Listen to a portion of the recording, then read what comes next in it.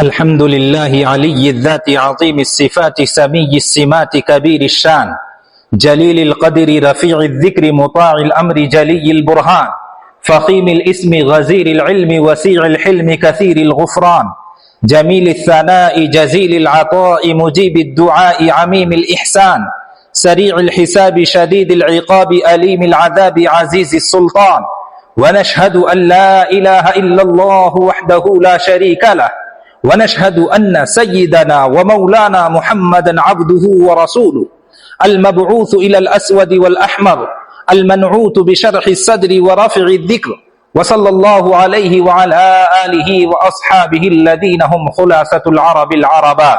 وخير الخلائق بعد الأنبياء أما بعد فيا أيها الناس وحدوا الله فإن التوحيد رأس الطاعات واتقوا الله فإن التقوى ملاك الحسنات وعليكم بالسنة فإن السنة تهدي إلى الإطاعة ومن أطاع الله ورسوله فقد رشد واهتدى وإياكم والبدعة فإن البدعة تهدي إلى المعصية ومن يعص الله ورسوله فقد ضل وغوى وعليكم بالصدق فإن الصدق ينجي والكذب يهلك وعليكم بالإحسان فإن الله يحب المحسنين ولا تقنطوا من رحمة الله فإنه أرحم الراحمين ولا تحب الدنيا فتكونوا من الخاسرين